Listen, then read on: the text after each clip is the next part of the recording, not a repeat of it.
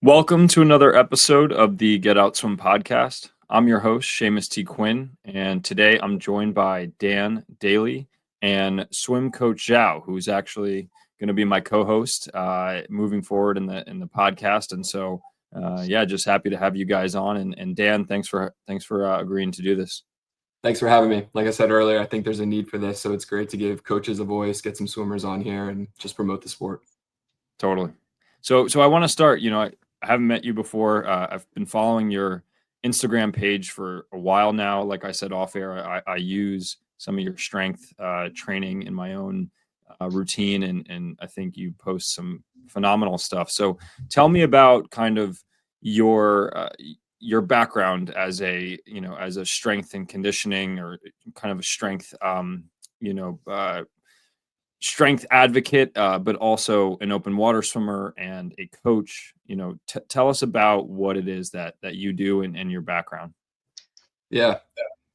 I'm a performance coach based in New York City with a specialty in dryland training for swimmers. But I'm doing a lot of things. I work with age group swimmers. I work with masters, open water swimmers, triathletes. One-on-one, I'm doing a lot of video analysis. I'm doing a lot of dryland training. I'm doing a lot of things that coaches don't have the bandwidth or the skill set for with swimmers one-on-one here in New York City, but I also work with people worldwide. My background is I was a college swimmer. I was a sprinter. I got a degree in kinesiology, got into the strength and conditioning world, and spent a lot of time kind of on the personal training side, getting into kettlebells, getting into Indian clubs, Olympic lifts, plyometrics, but always working with endurance athletes, working with a lot of marathoners, a lot of triathletes. And I shifted towards swimming exclusively about 5 years ago and started running my own business. And now I'm working with people all over the world, programming, consulting for events, helping them prepare for that. And it's been an interesting, while it's a niche, it's a broad niche because I'm working with everyone from the 50 meter to I've had someone swim 100 kilometers. And I myself, as a sprinter, have been interested in open water swimming just to mix it up in the summertime and get outside and be in the wild and challenge myself from an endurance standpoint. But I also like shifting back towards sprinting in the winter. I got to meet this weekend. And I think my passion is just, I love to swim and I love to lift. And I combine the two and I'm helping people swim strong. It's awesome. Sounds right up Zhao's alley. Yeah. I'm fanboying over Zhao's. Not the open water. Maybe not the open water stuff. But I'll skip the open water. Yeah. But that's awesome. We'll talk to us too. Like, I ran across something on your social media, kind of talking about how you did an open water swim back in early September. I think it was September 10th. You took on, I'm just reading this off the Instagram here, but one of the greatest challenges in open water swimming. It was a 28.5 mile circumnavigation of the Manhattan Island in just 7 hours and 35 minutes. You went through the Hudson, Harlem, and East Rivers. So talk to me about that and sort of, what led to wanting to take on that challenge. So in the open water world, swimming around Manhattan is part of what's called the Triple Crown of open water swimming, which also includes the English Channel, probably the most iconic open water channel swim, and the Catalina Channel out in California from Catalina Island to San Jose. I live in New York City. I've coached many people to do these swims, English Channel, Catalina, other ocean swims. And I coach a lot of people to swim around Manhattan every summer. So it's something I've always wanted to do. I do a lot of shorter stuff like 1K to 10K in New York City in the New York City harbor and waterways. And I've always wanted to swim around the island as well. So I finally did it with Urban Swim this fall. It's a 28.5 mile swim, 45 kilometers. You go under 20. It's often called 20 bridges. We sometimes call it swim around Manhattan as well, but you go under 20 different bridges. You go through 4 different waterways. It's a counterclockwise loop. You time it with the tides and based on your pace. And it's a fun and interesting challenge. It's current assisted. So at times I was swimming like 6 miles per hour. Other times it was flat. I was against the tide a little bit as well. But it's a fun and interesting endurance swim. And it's quite popular. Like 100 people do it every year. And I was finally able to check the list, not just as a coach and someone who's crewed it. I finally can say that I've done it myself as well. It's awesome. What surprised you about the race? Oh, doing it myself. Actually, probably how fast it went by. When I got in that water, I was like, holy cow, like I'm in this water for like probably 8 hours. And one, I was like, all right, I'm going to work today. This is my 8 hour, like 9 to 5 today. But it went by really fast. There was a lot of exciting moments. There were a lot of people out cheering me, encouraging me. There were things to see, things that happened. A lot of open water swimmers or endurance athletes in general would just say they're swimming or training to that next feed. We feed like every 30 to 60 minutes. So it's like, all right, when's that next feed? When's it coming up? When's my caffeine feed coming? Things like that. So I was surprised by how quickly it went by and how I was never like bored or waiting for it to be over, even though it was 7.5 hours. Awesome. How do you? What was the water temperature for that? In September, it was 71 degrees on my swim. It's still pretty warm in like August and September. Those are the highs. And I was quite comfortable. I was worried about getting cold towards the end. The longer you spend in the water and you're aerobic and you're also slowing down, but I was never cold. I was pretty comfortable. The air temp was also 71 that day. It was cloudy and overcast, but I had a pretty good day. I'm not ready for like the cold water yet. I mean, it's colder than the pool, but in the open water world, we got people doing ice swimming now, the English Channel. You're looking at high 50s, low 60s, depending on the time of year. And I don't think that's something that I'm ready for, but 71, it couldn't have been, it felt great. Yeah, because I know the Catalina is probably a little colder, right? Because I'm here in California, so I'm pretty close to where Catalina's chilly. stars. Yeah, it's way chilly. The water is way colder than that. Yeah, so there's a specific the preparation for that. Spending more time in the cold water and sometimes carrying a little bit more body fat, swimming at a certain rate, feeding at a certain frequency. Those things can help keep you warm. And I don't know if I want to take on that yet, but lots of people do it, and it's. I'd like to think anyone could do it if you put your mind to it and you have the right plan. Is that something that you usually kind of like go over with the athletes that you said you prepare for these races? Like not only the swimming or the strength and conditioning dryland part, but like also kind of like strategy, water, like you said, like putting up a little more body fat, stuff like that. Yeah. So all of those points, like what are all the things that are going to get in the way of this? You see a lot of people that are pretty good at swimming. They've spent a lot of time in the pool. They've had some open water experience, but like, how's your body going to feel when you've been in the Pacific Ocean for like 12 hours and it's getting choppy and you're tired and you're starting to slow down? So you just want to control all the things you can control and really set people up for success and over prepare. And there's some fun details that go into that, like getting exposure to cold water. And we've got people who live in Florida and the ocean's like 90 degrees sometimes. It's like, what do? It's cold showers, cold plunges, traveling and getting and finding cold water. For a lot of those swims, you have to do a 6-hour qualifying swim. So in a comparable temperature water. So they have to find it, but you also want to do a lot of training in that as well. And that acclimatization is very transient. So it's a specific timeline as well. Because I'm getting ready in January for cold water, but my swim's not until July, that I'm going to lose that adaptation, over those 6 months or 7 months. What was that training like leading up to, like, based off of kind of what you're saying, getting kind of specific, what was the training like leading up to a race like that? For my swim or for something like Catalina Channel? For your swim, for the Manhattan swim. So I did a lot of volume. I kind of ramped up over 3 months. So I'm not immune or, I'm quite familiar with 10K swims. Joe, I don't know how far you guys would go, but like we would do a 10K time trial every winter break when I was in college 20 years ago. And I was a sprinter, but like I could handle the volume and we did a lot of training. And so I kind of knew what I could get away with. And I started ramping up I was sprinting all winter and spring, and I went to some masters meets, and I started ramping up my freestyle volume in like 3 months out. So I went from like 10K weeks to 20K to 30K. I peaked at like 45K for a couple of weeks. I had a couple 5.5-hour swims, just a lot of zone 2 aerobic freestyle volume, a lot of technique work. I'd like to do these things relatively fast, so also pacing and threshold stuff. I like swimming with resistance. I like using equipment, so I still had a piece of that. I was lifting the entire time. I'm also a big fan of people lifting like all the way up to these events, including pool meet. So I had a strength cycle. I had a power cycle. I tapered back on the volume at one point a little bit, but I was still lifting all the way up until my event, and I felt strong. And I was really happy with the injury prevention and my sustained speed throughout, and also my tempo, which I would argue is higher than like what the average person would attempt that swim at. And I attribute a lot of that to strength training and working speed. Awesome.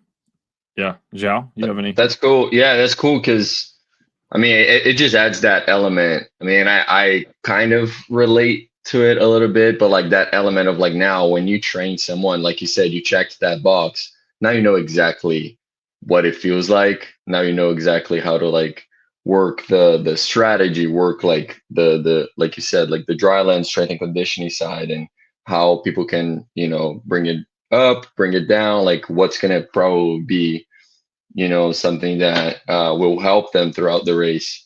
And do you feel like since then till now, I know it's only been like 1 or 2 months, but like, do you feel like as far as like credibility, do you feel a little more confidence when you're training athletes for those events?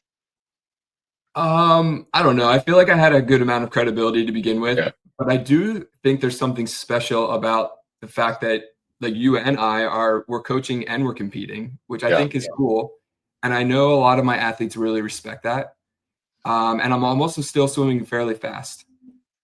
So does it give me more credibility? I think, yeah, it's like, all right, I finally done this. I'm not just talking about it, but I don't think, our coaches don't have to do everything their swimmers are doing. We've got like 60-year-old coaches coaching Olympians that were never Olympians. So when you're producing results, I think ultimately that's like that speaks volumes. But I think it's cool too when you walk the walk as well. So I think people respect that. And not a day has gone by since that event that someone hasn't asked me about it and they're really inspired.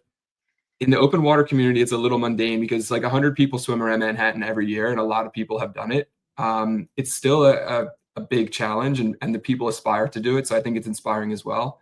But on some level in the open water community, it can also seem like a pedestrian type of effort. There's people who swim across the English Channel 4 times without stopping, which is not something I'm going to do. So I'm not breaking any world records with my open water swimming. Yeah. I'm a little interested, like how do you run your program? So I know like you have your online portion. I know you do some in-person one-on-ones, and I know you're still coaching like a college team as well, if I'm not mistaken. How do you separate and like how would you divide like the percentage of your time that gets devoted to each portion of your coaching? Some of it happens a little bit organically, like particularly during COVID, almost 100% of my business was remote. And it was interesting because I was able to suddenly like cast this net out worldwide, and I have swimmers all over the world. So if they're not able to come to New York, or at the time we couldn't meet in person, period, it's like, yeah, we can have programming calls. You can have a personalized plan. We can discuss it. You can send me swim video. We can analyze it. We can look it over together. So I write personalized plans for people. We kind of do it on the monthly basis, and we have calls, we have check-ins. We plan it out. There's a macro cycle for like the big picture, particularly for something like the English Channel, which could be 2 years, or someone who wants to get into college in 4 years and swim on a team. So personalized plans. I do one-on-one dryland coaching over video like this, and I'll take people through routines in their home gyms or sometimes a commercial gym. And I also coach one-on-one in person when I'm in New York. A lot of my remote business affords me to be abroad for a portion of the year. My wife's from Hungary, so we get to spend a lot of time in Europe, which is great when my son's not in school. But when I'm in New York City, my home base is John Jay College, where I'm also the strength and conditioning coach for the women's Division III team there. I work with an age group team there on dryland as well. We do a lot of stuff with the Vasa trainers on deck, which is neat and fun, and among other toys and things that I have, which are fun to play with there. And it's kind of like my lab and my home base. And it also allows me to see people one-on-one, so I run my coaching business out of there too. Sweet. How do you, this is more of like a personal question, because like being kind of like with, in that same routine and having that same background, how do you find mentoring? Because I know you're still always trying to learn. If anyone goes on your website, they'll see that you have all the certifications and, like for every strength and conditioning, nutrition, all of that. But I'm sure you're always studying and always adding and always trying to learn, but how do you find that mentoring? Because I'll just use like me as an example. Like that's one little thing that I do struggle with is like having that one-on-one every day, like someone that I can ask and learn from. So how do you feel like this past few years, like once you started shifting more towards that online and having your own business, how did you think that you ended up like finding that mentoring piece of it? Like in terms of the mentorship that I seek out, or mentoring other coaches? In terms of you seeking out, yeah, like you like staying learning and all of that. Well, education's always been a big part of what I do, like a degree in kinesiology, and all these certs. And I worked for a big commercial gym for a while that had an awesome education department, which I eventually ended up teaching for. And everybody like getting more certifications on the strength and conditioning side. So I guess my resume on that side is big and long. And some of those certs challenge you to continue with your continued education. So there's a certain amount of education you have to follow up with. I'm kind of split because I'm doing the swimming and strength. It's like, which angle do I go for? And in terms of credits I get for maintaining some of those certifications, the swim stuff doesn't always count towards the strength and vice versa. So I'm always trying to find a balance. But I do, working remotely, I miss a little bit of the in-person. I miss working with more coaches. John Jay's been great because we have a great set of coaches there, and I learn a lot on the swimming side. On the strength side, I've been a little bit more of a lone wolf these days, but having calls like this, following your content, still connecting with my former colleagues, going to conferences, taking courses. I've got a couple of clients that are really great too. I was just having a call, or I texting with a client this morning who's been going down this rabbit hole with mobility, and she's been taking a course and shared the PDF with me. So we talked about how I was going to read that over the holidays and dig into it a little bit. So you have to seek it out. And, I'm not in a bubble here. Like 50% of my day might be remote, but 50% is outside, and just continue to network, have coffee with people, go to conferences. And I'm definitely always studying and reading. Yeah. I was going to ask, also going back when you were talking about training, do you coach yourself, or do you seek out a coach to structure your strength and your swimming and your training? I mostly coach myself, but I learn a lot from having calls and networking with other coaches. I'm at a point now where I think I want to take it to the next level, and I should probably seek out someone giving me a little more guidance. But probably the big thing is holding me accountable. Although I'm very self-motivated. I worked out with a friend yesterday, which I don't often do. I mostly train by myself as well, mostly schedule and also the specificity of training. Like I have specific goals, and I find sometimes going to a master's practice, like I don't need a random 4K workout. I'm training for something very specific. But I probably could help. Yeah, I could probably help get some guidance. I've had calls with like Andrew Sheaf, who you've had on here. I follow Sean Cow's stuff a lot. Joe, I learn a lot from you, Brett. So I'm taking best practices from a lot of those people. But I do think we could all be better if like having a coach. The coaches need coaches as well. So maybe you guys are nudge me to taking that on.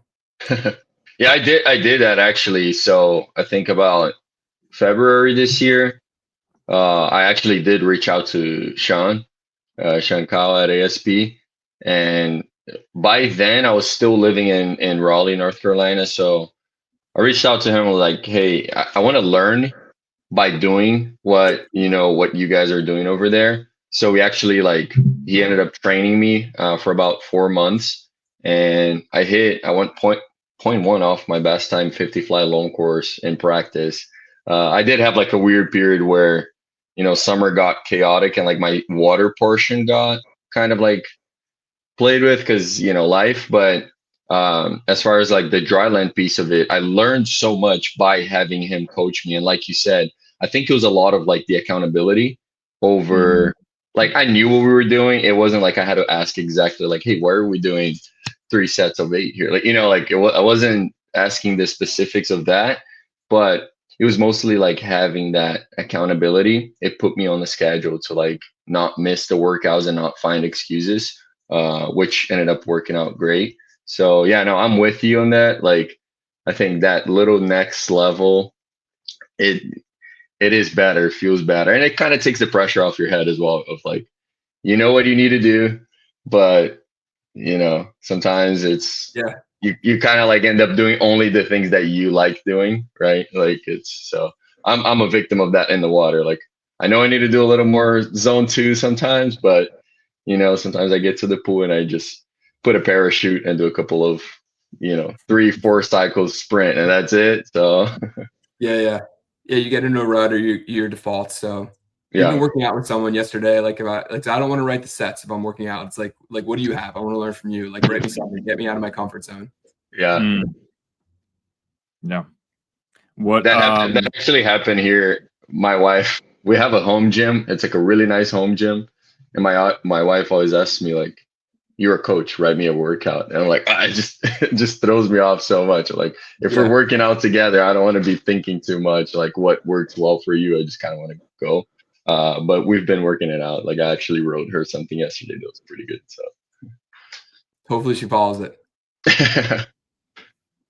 what how do you prevent injury? Like what are your methods for, just making sure that, because with the volume of swimming that you're doing, like you said, like a goal is to kind of prevent injury and make sure that you're not destroying your shoulders or your joints. Like how do you do that? Because it's even something I think about. Like my shoulders, quite honestly, are pretty messed up from swimming so much growing up and collegiately, and I feel like it's something I've had to be mindful of as I get older, and just doing more prehab and whatnot. But yeah, how do you go about that? I think this is where strength and conditioning is like really smart and ahead of, maybe not ahead, but they just have some insight on the functional side that like a swim coach is not going to have. Mm, First we're going to look at function on land, and there's assessments that are common practice in physical therapy and personal training that we can use to identify, like first you need mobility, and there's a certain amount of range that all of your joints should have. Like every human being, no matter what your goal is, if you're just a human being, you're not even an athlete, you should be able to like touch your toes and reach overhead to a certain degree. And they're common tests that we can use, and everyone has limitations. So you take them through a battery of screens, and there's going to be limitations there. And if you can reduce the gaps there, reduce the deficits, you're going to reduce the likelihood of injury, but not eliminate it. And then second to that is muscular balance. So after we have that mobility, you need stability in controlling that range of motion, or being able to pull yourself into that range of motion. I might be able to lay you on a table and get your arm overhead, but you don't have the stability to like hold a kettlebell over your head with control. And that's going to manifest itself when you're tired, 6K into a workout, and you have like a really tough set at the end of your practice, and your shoulder's starting to migrate and bang things and pinch. And now it's a little inflamed, but you got to go to practice the next day and you haven't fully recovered. yeah. So there's strength training to answer your question. Let's mobilize, let's stabilize, and then let's get strong and create muscular balance. And then also think on the recovery side and how we're managing load. And just, I know you guys are sponsored by Swim Smart, and I heard you ask a question about like, how do you swim smart? We swim smart by managing load and taking best practices from all this. I'm looking at it holistically. Like we're going to be on a strength program. We're going to look at nutrition. We're going to look at recovery, and you can't eliminate injury, but we can reduce the likelihood by being smart and listening to your body. And that's one thing I have a lot of fun with now as a master, is I don't have to I don't know, coach isn't going to yell at me if I don't show up for practice. If I need a day off, I'm going to take it. I can manage load. The program's not set in stone. I let my athletes know that as well. I think they're more compliant with the program I write for them than I am compliant with my program, because I kind of know intuitively when to back off and when to push. And I hope to teach them that a little bit too. Like we don't need to train in pain. And at least with the adults I coach with, they're looking at the long game. So keeping them healthy so they can do it for a lifetime. Totally. Yeah. What? Oh Sorry. yeah, Zhao, you go ahead. I just kind of like tie into that. So what are some of like the characteristics that you would see from someone that hires you either for a one-on-one or online portion? Especially, let's focus a little more on the online actually. Like if you're doing it from a distance, if you're doing from a remote side, like if it's dry land or if it's like a swimming program or both, what are some characteristics of that athlete like that you seek? Like are you like selecting athletes when you're accepting clients? Are you kind of like just helping them out at first and then kind of because I'm asking questions that like I also like deal with, just to see kind of like what's your point of view. I'm not selecting clients. Like you don't have to apply and like qualify. I'd like to think that I'll work with anyone. Like I work with people who want to do their first open water swim. I work with kids who want to, get a sectionals cut. They want to get into college, or someone who wants to swim 100 kilometers. So the big thing is like this is it's a collaboration, and they actually need to meet me more than halfway, because it's their goals. It's what they want to do. A big thing that I'm looking for, and I've been thinking about a lot lately, is communication, particularly with this remote world.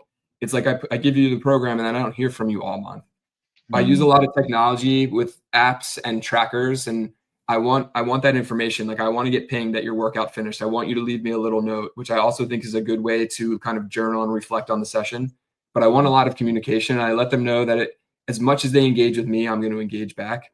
But a big thing that I'm going to start holding people more accountable to, and I actually was talking to Craig Lewin last week. We had this great open water conference, but he was talking a lot about how communication is a big piece and how he's had to let some clients go because they're just not communicating. And I was thinking maybe I could be a better stickler for that. Like if they're not engaging with me and updating me, that's one requirement. He actually has them sign a contract as well, which I do not. Yeah, I guess I'm willing to work with people and be very like malleable and kind of meet them where they are. And maybe at times I could push a little bit more and hold them more accountable to things. But as far as finding success, like the clients that you think are the most successful on that like online piece, like what are some of the characteristics that you see like the common ground in between those clients? They're self-motivated, they're independent, you can give them some instruction and they're going to run with it. I work with some high school kids in particular who don't have a team, they don't have a coach, and I'm writing their swim and strength training program and they're training by themselves and they want to get into college. And I'm just so impressed with that level of discipline and focus and also maturity as like a young swimmer to be able to do that. Show up for meetings with an agenda, to be able to discuss them, set goals, ask for guidance, be humble, ask for that guidance, ask for direction, and then kind of take it and run with it. And that's what I'm looking for, because I can't do it for them. I'm not going to do it for them. I'm going to lead by example for sure. It's like, I'm on a program. I have a meet this weekend. This is what I'm doing, and I'll share that. But I'm looking for that independence, and I'm looking for that level of engagement. I guess we get a lot of type A's who are like goal oriented and set things, which on the flip side, you can get some people who are a little bullheaded and like pushing through pain and maybe pushing or trying too hard at times. And there's an art of like being able to pull back. But the big things I'm looking for, I see a lot of people that are very independent and kind of can take a plan with some direction and go with it and then come back to me when they need more guidance. Cool. Yeah. On like your kind of brand and business side of things, like how did you go about building a name for yourself and like a brand? Like what was sort of what worked for you? What was a secret ingredient of sorts that helped kind of grow the Dan Daly brand? Well, strength training for endurance athletes was a niche like in itself. And I worked in corporate fitness for a decade in New York City, and I was getting a lot of those and built a reputation within New York. And also like on the education side, I think people saw me as kind of like a student of the sport or student of the science. And during COVID, when we were all kind of like shut down, social media and marketing online really skyrocketed. And also connecting the dots between strength training and swimming and showing people, I don't want to lead people to believe that like strength training needs to look so swimming specific all the time, but helping people connect like why a pull-up is really going to help their swimming, how a squat's going to help their starts, showing them how if they were stronger, they could jump off the block faster with more force and a greater distance off that block. And I think that started to resonate with people. And particularly like online marketing really helped to get my name out there to more of a global audience beyond New York City. But I also had like a good base here in New York to kind of get me started. And now that's just kind of grown all over the world. Yeah. I love your videos too. I saw something that you posted and you were like, it's not that complicated. People, if you want to get better, you need to know how to do a push-up, a pull-up, and a squat. And it was like, kind of saying a pull-up is going to help you pull more water. A squat's going to help you, obviously get off the blocks, kick harder. And the push is also going to help you. So speak on that. Like what are you trying to, put out nowadays, like on your social media with kind of keeping a consistent log of videos and informative things that you want to kind of put out for people? Well, a big thing is the simplicity, and there's an entry point for everyone. Like I just spoke at an open water conference Beyond the Breakers in Boston, and an older woman came up to me, and I was speaking about like I get really excited about the high level stuff, like jumping and the science of breath holding and like all this stuff. And I think sometimes one of my 75-year-old clients is like, your stuff looks really high performance at times, which I think it does a little bit, but I'm not training any like Olympic sprinters or Caleb Dressel is like walking up with all this, this huge physique. But this 75-year-old woman came up to me after the conference. She's like, I can't do a squat. I can't hop the way you were describing. And I was trying to help her realize that like she could be doing a wall sit. She could be holding a plank. There's people with shoulder injuries. What could that look like? So helping them in terms of talking about squatting, pull-ups, and push-ups, there's an entry point for every single person. And maybe for like us, like we're doing plyo push-ups, clapping push-ups, or we're throwing a medicine ball like halfway across the pool deck. But for someone else, they're just holding like a high plank and engaging their core and engaging their shoulder girdle. And that's a starting point for them. And there's so much value in that.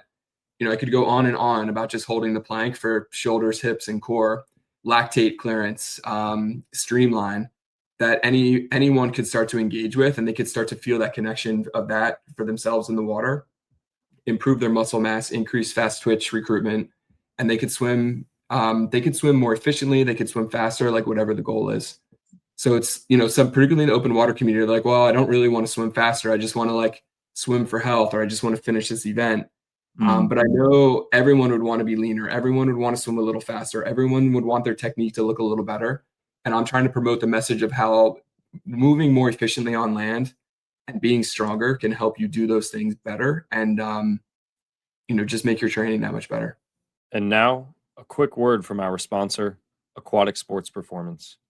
If you're serious about getting stronger, faster, and increasing your mobility, ASP has you covered. They specialize in strength, mobility, and dryland programs built specifically for swimmers and aquatic athletes. Everything is delivered right through the Train Heroic app, so you can follow along easily and track your progress. I've personally been using their online strength and mobility program, and let me tell you, it's made a real difference in how I feel in the gym and how I move in the pool. It's structured, effective, and tailored to what aquatic athletes need most. So if you want to train smarter and build real strength that transfers to your swimming, check out Aquatic Sports Performance and their Train Heroic programs. You'll find links in the show notes. This segment of the podcast is brought to you by SwimSmart. SwimSmart is an incredible company that has a plethora of tools, including designs like the push paddle, the power harness, the squeeze line, and an informative book like The Biology of Swimming. If you're interested in learning how to level up your swimming, go to swimsmarttoday.com to find the best tools for you. Use code GETOUTSWIM for a discount on your purchase. Thanks again, SwimSmart. Yeah. How do you generate new stimulus for yourself and your clients? Like, I guess something I'm always trying to challenge myself with is kind of having my muscles adapt to a new stimulus. But again, sometimes that's hard when you're kind of defaulting to the same thing over and over again. So what's your process like for trying to create new stimulus, either in the weight room or in the pool? Well, one is just simple, the science of periodization for programming. So we go through periods of endurance, strength, and power. That's time towards key events. For myself, I'm doing open water aerobic freestyle volume in the summertime, and I shift back towards fast twitch, anaerobic, lactate tolerance, speed work. I'm lifting more in the wintertime. I'm lifting a little less in the summer. So there's a toggle there naturally. Those adaptations are sometimes competing. So if someone has a very specific goal, we're mixing up programming, following periodization principles. I think sometimes we mix programming up too much, to kind of go back to Zhao's question earlier of like, how do I engage with online clients? Sometimes when someone's paying me for like a monthly program, there's a expectation that the program is going to change every month. And I don't think it always has to. And that's where I'm sometimes conflicted with programming I'm ready for clients versus what I do for myself. Is I'm doing a lot of the same stuff over and over again. Or to answer your question, Seamus, in terms of marketing, with the marketing, like even with posting, people want to see something new all the time. But like I'm deadlifting 3 times a week with the hex bar and just scaling that weight. And it's like, yeah, if I posted like 105 on Wednesday and 120 on Friday, and then, it just kept going up 5 pounds, nobody would pay attention to that. But sometimes it's just kind of it's not so linear, but it's a simple periodization, progressive overload. You don't always have to mix up the movements, but you can be mixing up the stimulus with rep schemes and percentages of load and speed or force. A lot of the accessory work we can definitely mix up all the time. And I think that's where we can also have some fun with doing something new, like you saw me doing a kettlebell thing that you thought would be good for your program, but I'm sure you're also squatting and deadlifting and doing pull-ups all the time, and you don't need to see my feed to be inspired by that. But maybe there's a little nugget in there for shoulders that you hadn't thought of and resonates and connects with you. Yeah, I think a lot of times what you said is extremely correct. Like, you don't have to create a whole different like program. It's just playing with the rep scheme and weight on the bar is more than enough. And I resonate that because I see that with myself a lot. It's like, I have periods of time where I'm cleaning whatever 250 pounds, and then right now I'm just trying to like get back into my pop and just like feel powerful. I put 130 pounds in the bar. I do 8 rounds of 2 reps, waiting 5 to 6 minutes in between each round. It's boring. Like, yeah, I go fast, but it's, a lot of times it's just like I'm just creating that adaptation to be a little more powerful, to be like a little faster. And I'm not doing anything different. It's just, but people sometimes I know it's difficult with online clients, like you said. They want something different, right? Like they want to feel like, okay, this isn't that boring. Like I'm going there, like there's something new. There's always that element of something new. And that I struggle with that as well, of like kind of like trying to teach that, right? Because we know that as trainers and coaches, but how do you pass that on to someone that is in the other side of the world, right? Yeah, I'm not catering to novelty, but there's a little bit of a balance that, particularly when you're running a business and you're trying to market it. Yeah. For those that want to kind of have a deeper understanding, like even sometimes as someone who doesn't have a exercise science or strength background, I want to get a deeper kind of understanding of what I'm actually doing and the science behind it.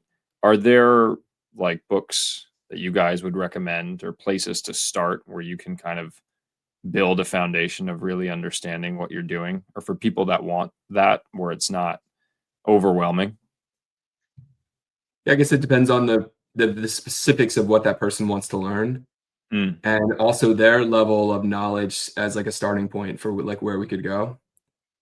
But yeah, there's books. Let's say you want to, just general. We could even say like general strength training for a endurance athlete, triathlete, swimmer.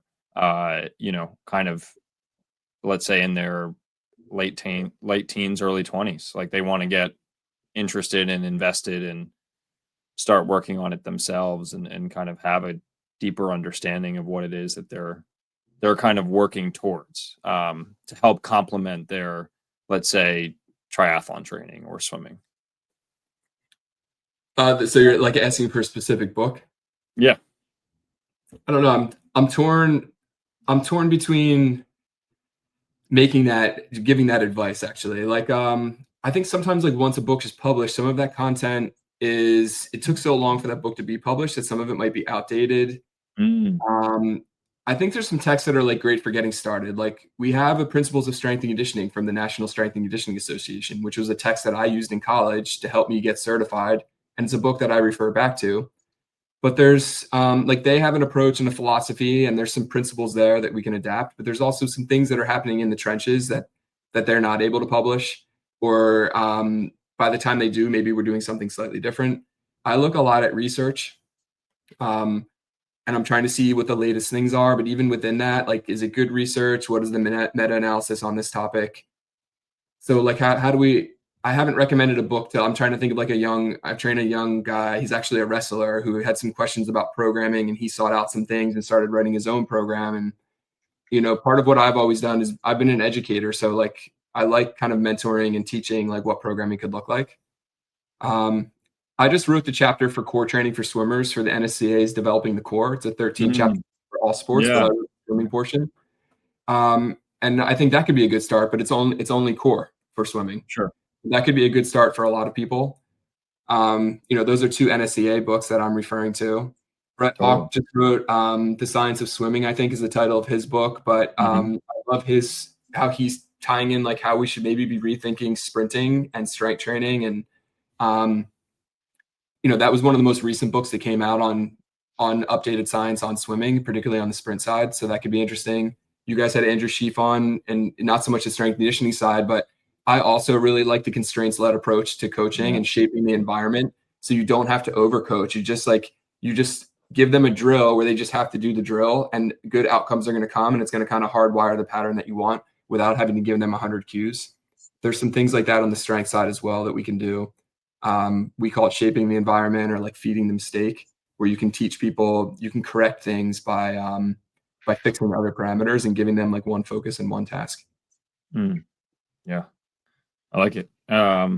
What's something that has like changed over time? Like, let's say from once you were a college undergrad, getting, an education, like you said, it's always continuing education. Things are changing. Ways that we think about strength or swimming is always being challenged. So what's maybe something that you've seen evolve over time, as far as challenging the way that you think and approach coaching and training your athletes? Well, I still think swimming could come a long way in terms of like how we quantify volume and what volume is appropriate, particularly on the speed side. Even in the open water world, like most people don't need to be doing 100 kilometers a week to train for these events. So like, what's the minimum that we could get away with? Like, what's the minimum effective dose is another term we use a lot in strength and conditioning. I was even looking at like, how much can I get away with here this summer training for the swim around Manhattan? I wasn't trying to like, get away scot-free, but it's like, how little do I need to focus on this while also still maintaining other qualities?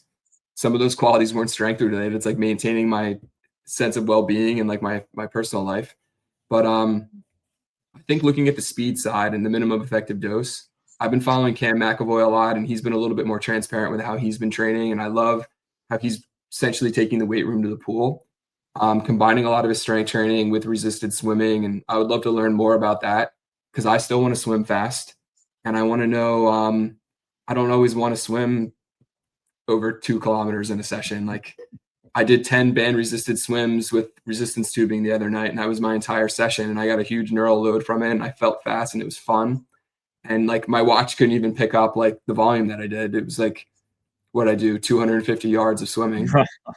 And it took 20 or 30 minutes, long rest periods. But people don't always want to do that. They want to get like a workout and they want to feel fit. And I actually still fall victim to that. If I want to be the fittest person on the Masters team or in the pool, I want to lead my lane, but that's not always the smartest way to swim fast.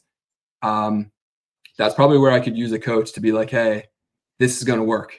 Just get in and do those 10:25s, and you're going to hit your best time this season. You don't need to get in and do that 4K workout to feel fit and then not have the fast twitch you need to, hit a PR. Yeah, I like that. If you could go back to when you're still in college and kind of like going into this career, like what are some advices that you would give young Dan, or would you change anything? Maybe try to expedite some areas. Good question. I don't really have any regrets, but I wish I could have swam faster. And I'm going to be 44 in a week, and I feel like I could hit some college best times in the pool by being smarter about my strength, my speed, my programming. I was always a big fan of strength. Like, I got into it in 8th grade, and it was a big asset for me in high school and through college. And I was seen kind of as a resource for that. So I was leaning on the strength. I realized like, I'm not going to get any fitter at practice. Like, my VO2 is maxed out. I'm crushing these workouts. I'm holding these intervals, but there were some guys, particularly some of the sprinters on the team, that had better distance per stroke. I could see they were taking less strokes per length. They were swimming faster than me. So it's like, I need to keep getting stronger, even though strength was already like kind of a superpower.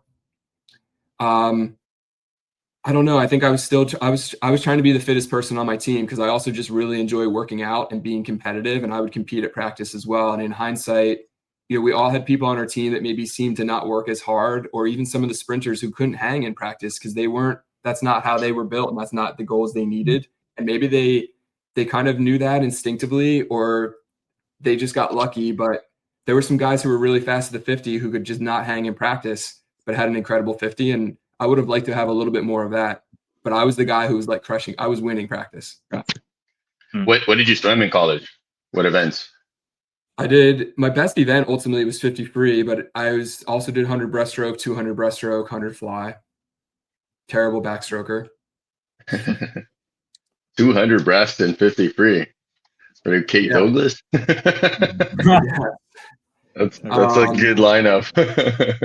And I didn't swim the 50 free in high school because it was so competitive, and it's like I don't want to be among all these heats, and it's so granular and so specific. But I was strong, and I remember time trialing it at a conference meet. My coach is like, you're swimming 50 free now, and I was on some really fast 200 free relays. We had the school record at Fordham for a while, and I ultimately transferred to a state school in Pennsylvania. Went to nationals, was on a national finalist in the relay, and that was fun. I still think I'm a breaststroker, but I think I'm a more talented 50 freestyler. But that's a very relative term because it wasn't that fast. Nice. I was gonna ask what's your favorite part about swimming? Like what is it that you enjoy the most? I love that more particularly as I get older that I'm going to be able to do this forever. I played every sport growing up. Like I wouldn't be playing football now. I could shoot hoops, but I wouldn't be playing competitive basketball. I'm going to be a competitive swimmer like forever. And I just love the way it makes me feel. And I also love the balance of cardio and strength. There's been times, particularly in my professional life, where I've leaned more towards the strength side and like 400-pound deadlifts and just not feeling as good when I have a little bit more mass and the rigidity required to do those lifts. I really like the balance. I also like the way aerobic training makes me feel, which is why like I'm chasing some of these aerobic goals as well. I like the way how fit it makes me feel. Yeah. What's something that for swimming, what's something that you have learned recently that maybe works for you or maybe might be working for your athletes? I'll use an example. Training with Sean and having that second person like writing the stuff for me. I told him like I never felt my up kick in my underwaters so well as I feel now, because my whole life I think I've been pounding like heavy squats, heavy deadlifts, heavy cleans, and my legs were never as fresh as they were when I trained with Sean. And so like I found a completely new range of motion and power in my dolphin kick that I had never felt before, and probably wouldn't have felt that or learned about that if I hadn't taken that step back and tried something new with his training philosophy. But so like now I'm like seeing things different because I'm like, okay, maybe I don't need to squat that heavy. So what's something that you've learned either on your swimming or with your clients? I think two things come to mind recently, if I can summarize them and remember to cover both. But one, there have been times where I've been stronger and I don't need a 400-pound deadlift to swim well. I could lift nowhere near 400 pounds in college and I was swimming faster. So there's been a balance, but it's been fun to like go in both directions. And now I'm coming more back towards the middle because maybe I was a little bit more like swim fitness skewed in college and could have had a little more strength. And then I went too much strength and could have had more swim fitness. So there's a balance. I think it's more power training than strength training. And having that fast twitch, that explosiveness, being able to accelerate 200 pounds, but not necessarily lift 400 slow. That's been really helpful. So I'm thinking more and more about how to have power all the time, which reminds me of how we're seeing. So a lot of the elite swimmers swim fast all the time and not have these periods of like high volume and huge stress and then taper twice per year. They're swimming fast all the time and kind of laddering up often. And then on the swim side, tempo has been a big thing. A lot of young swimmers try to go fast by their tempos like crazy and taking lots of strokes and really turning over. And I had that when I was younger. It declines as we age, but being smarter and looking at like the stroke rates of a 50-meter long course swimmer, they're taking like 36 strokes. You don't need to take 50 strokes. Even yesterday, I did a timed 50 from the block and I got all like worked up and I was racing someone else and I counted my strokes. I'm like, why did I take so many? Because I've been practicing my stroke count. It's like, why did I take so many strokes? My stroke was short. It's like, what am I doing? So kind of relying on that stroke count and tempo balance. I have the force production. I need to maintain that fast twitch turnover and kind of marry the two. Awesome. That's cool. It's funny that you mentioned that because I do the same. Like I train by myself 99% of the time and I can keep my stroke count. I can keep my composure. But then every once in a while, I've been going to UCSD here and train with Coach Sam Hoekstra. and we've been getting on the blocks, and then like my stroke count goes up by 1 or 2. And it's that element of like actually competing and actually racing against someone. It does make a huge difference, because now you're not only just focused on yourself, like you want to win, right? Like especially as sprinters, like getting on the block and wanting to go fast. And yes, it is. I would say that like it is part of training as well, right? Like you need that as a sprinter, like you need that person next to you to kind of like hold your composure while still applying the concepts of tempo and DPS and all of that. Yeah, trusting your training and sticking to the plan, training the plan, and then executing on the plan. And you're going to make some mistakes, but I didn't follow my plan yesterday. I just splashed and dashed, and that's a I need sprinter. to keep it long. I don't need to be turning over so much. I need to keep it long and strong. Yeah, sweet. I know we've covered this kind of throughout the podcast, but I'll kind of reframe the question. What does swimming and training smart mean to you, Dan? I was just thinking of like kind of how we're kind of coming full circle with it. And I know you've asked people this question before. I find that swimmers don't have a strategy. They're going into the meet and they're doing random things, and you're going to get random results when you do that. Not just the meet, open water as well. It's like you need a plan, and that's where the coach comes in. It's like, this is the plan we know that works. This is the plan that's yielded results, but we need to practice that plan. And then you're going to try to execute on event day. You're going to make some mistakes, but we want to replicate the things that went well. We want to refine what could be better. And we just need to keep rehearsing. But when I ask a lot of athletes what their plan is, what's your stroke count, what's your underwater kick count, your breath count, what's your feeding plan in the open water? Did you take a look at the course for open water? There's all these things that we want to consider, and people just showing up without a plan. So we could be smarter about that, and then we need to train what the plan is. Yeah, I think especially like I'll do this question because it's kind of like I feel like it's weird doing this podcast because I feel like I'm asking so many questions that like I just want to know personally. But since you touched on following the plan, like with the online athletes, like when they go compete somewhere that you can watch, or maybe they don't have access to, like, they didn't have anyone there at the swim meet with them filming their video to send it to you. So you basically have no analysis, right? Like you just get a result, like you get the time and you kind of rely on their feedback. How do you kind of like manage those situations? Because I have a couple of those that, sometimes it just feels like, like I want to help, but I also like, how do I know what exactly happened, right? To give you like a feedback and still keep you engaged and still like make sure that you're not upset about what happened. Yeah, that's tough. Like we have ideals, but none of this is executed in an ideal situation. That's a big thing, is like none of my athletes have an ideal setup. They don't always have the coaching they need or the facilities or access to the resources. So I remind all of them, I'm like, this seems terrible for you, maybe in a way, or not terrible, but like my athlete who's swimming by herself, like it doesn't seem like an ideal situation, but you can make it work. How do we make it work? Like Meet Mobile is a good example of like, we're going to get your splits from Meet Mobile, whether your family or your friends were there taking your splits or not.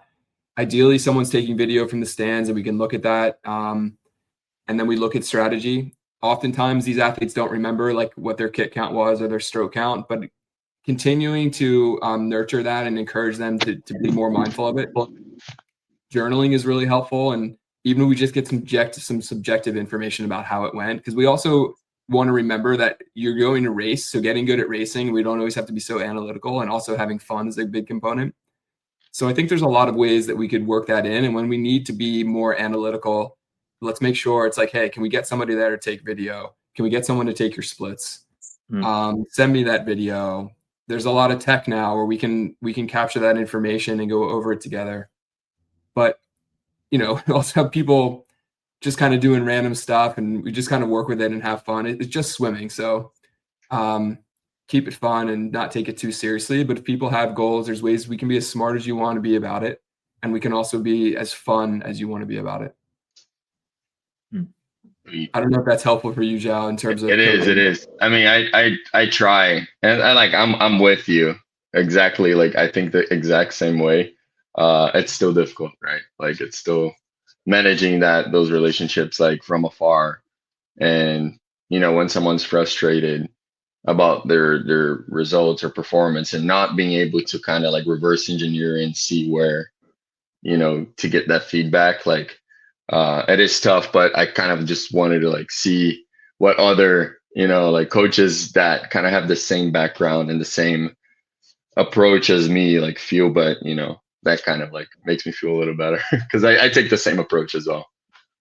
That's the hardest part, is like I can't be at these events. And sometimes it's like I didn't even hear from you afterwards, or like I forgot to message you before you went, and I don't even know what you're doing in the gym. Like you're following the plan, but like I've coached so much in the gym that I know a lot of people following these remote plans are not doing it to the technical standard that I would want. But the big thing is that like we're not getting injured, we're performing better. So it's it's a bit of an art and a science. Yeah. And we do the best we can, and at least they have us. Like they wouldn't have otherwise had the coaching at all. So they have the coaching, and we're able to like, that's a little bit of progress. And then as we can continue to refine the relationship and how we get that information back to give them as much as they need, I think we just do the best we can. Yeah. Dan, final question for you. Are you a fan of the get out swim? And if so, do you have a memorable get out swim story? I am a fan of the get out swim, and I was listening to some of your other podcasts, and I was laughing because I bill a lot of people by the hour one-on-one. So they're not getting their money's worth if I let them get out. And it's been so long since I did a get out swim. I can't even remember. Like, I'm sure they happened in college. I think it's super exciting. And I certainly hear stories of other people talking online about, I think Dave Sallow or someone shared one time where someone wanted to get, no, maybe it was Glenn Mills was talking about someone wanted to get out. It might've been Glenn Mills with Dave Sallow. And he was like, if so-and-so hit this time, they were like, these Olympians were going to skip practice. So I was just like, couldn't believe it. And somebody got in and ripped like a crazy 50. And even Glenn Mills was like shocked. And it's like, all right, everyone go home. I wish I had more details of that. He told it well. He spoke at this conference that I was at. So I'm not doing a lot of get out swims because I'm showing up for the hour, and it's like, I don't coach teams. So we're not getting out. Or when I have coached a master's team, like that's their workout for the day. They're not trying to skip practice. Yeah. But there's something special about being able to like show up and be the hero and rise to the occasion and do something really fast, which is fun. But I don't have a good example on par with you. Let's go. Do you have a race or a memorable kind of like get up on the blocks and go? It doesn't even have to be a get out swim that sticks in mind from recent memory, maybe that you've done or you've seen someone else do. Could be in training, could be a competition that kind of stuck in your mind or made you proud. I've been trying to get up on the block. There's Joe, you might know the coach. There's a coach who did like 150 sprints every day for 100 days. And that's the guy that I train with here. That's the guy that I was telling. I was really inspired by that because talk about simplicity. It's like, we just need to get better at racing. Like he wasn't training, he wasn't lifting. He's just like, I'm going to do this sprint. And I like, how long ago was that? Like 18 months ago. And it's like, I want to do that. But every time I show up at the pool, I don't feel like doing that 50 sprint. I'm even nervous about it. It's like, I don't want to know my time. Or I'm by myself, so someone can't even clock me. So I told one of the coaches at John Jay this recently, and he's like, you know what? Every time I'm here, when you're there, I'm going to time you. So I've done 2 so far. I went, I'm going to be embarrassed to share this, but I went 23 high, 50-yard freestyle off a block after a pretty hard resistance session. So I was actually proud of it. And I went 23-1 yesterday. And what I'm proud of about that is the women's team was there, and they were doing some block work as well, but they could see that I was training at the same time, and I'm also sprinting, and I'm also doing it at a high level or I'm training hard, 20 years after college. So I was proud of that. And I want to see that time come down. So this is my also public announcement that we're going to get that down to 21, and 20 point would be a lifetime best. So we'll see if I can achieve that in my 40s. Let's go. That's the accountability. You put it out there. But yeah, Sam did it, man. Like, so he's been here. One of the funniest things is that he did it the day his youngest daughter was born. I think he was just like very like antsy in the hospital, and his wife was like, "You got to go get your 50, get out of here." And then he went, did he had the pool keys and all of that, so he did his 50, came back to the hospital. But yeah, that's the guy that I train with here once or twice a week, and it's been fun. Did he hit a lifetime best in that? He didn't. I don't think he went. No, he didn't go 19 because he was a 19 mid, I think, in college. So he didn't hit a lifetime best, but very consistent. And it's funny that we brought him up because one of the biggest things that we've been talking about recently training together is his DPS. So he does like have like relatively for his size, I think he's 6'3", 6'4", like he does take too many strokes. And we've been kind of like working on that together. I'm like, dude, just kind of like, spread out a little more, just like take a little more time. We've been using the destro, and which he wasn't before. I think before he was just kind of sprinting. And now he's taking that approach more of like, all right, let me do a little bit of resistance. Let me work with the parachute, work with the destro, find that kind of like power within like a longer catch. And it's working out. He like, I think within 2-3 weeks doing that, like he cut down his stroke count in a 25 from the block in like 2 or 3 strokes, which is huge, right? Like, and yeah, so I think his mid 30s as well. So he might come for you. Like you guys might compete. He beat me in a 25. I was suited.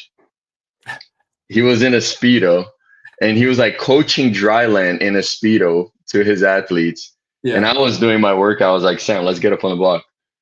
And then he beat me in a 25. And I was like, oh, wow. I was like, work is done. But awesome. I was like, that's when I quit my workout. I was like, I'm done. I'm out of here. But yeah, no, it's been fun training with him and learning from him as well. That's cool. I need more of that. So I'll have to reconnect with you guys offline. Yeah. Awesome. Are you doing any masters, like nationals, those meets? I'm usually away for nationals. I'm going to a short course meter meet this weekend on Long Island. I did a short course meter meet in April and surprised myself. Talking about setting goals and like signing up for meets. I didn't want to go, but I had been sprinting. I'm like, let's put this into practice. I signed up on a Friday for a Saturday, and I did pretty well. And so I didn't want to go to this meet either, but I'm sprinting again after all that volume, and I'm feeling decent. So hopefully I can exceed those times. Like certainly things that I learned from that I could apply. I always question whether or not the fitness is there, but yeah, I'm going to a meet. I'll do a few this winter and spring, but I often miss nationals. I'll be at World Championships in Budapest in 2027. I spent a lot of time there anyway, so there's no reason not to be there. See, hopefully awesome. I can make to that one as well. Yeah. Dan, thanks so much for hopping on. Obviously appreciate your time, and yeah, this has been a lot of fun. Hope to do more of these, and if there's anything else you'd like to add, now's the time. Well, thanks for having me. This is great. The questions were awesome. I think it's a good source of content, and I don't know, for all the swimmers out there, I'm happy to be a resource. Feel free to reach out. I'm happy to talk about it more, and check into the Get Out Swim podcast because I think we need more discussion. So I'm glad you started this, and I'm happy to support it. Where can we find you? TrainDaly.com, on Instagram at Dan Daly. That'd be a good start. Feel free to reach out. I'm happy to answer any questions anyone has. Thank you. Awesome. Thanks, Dan.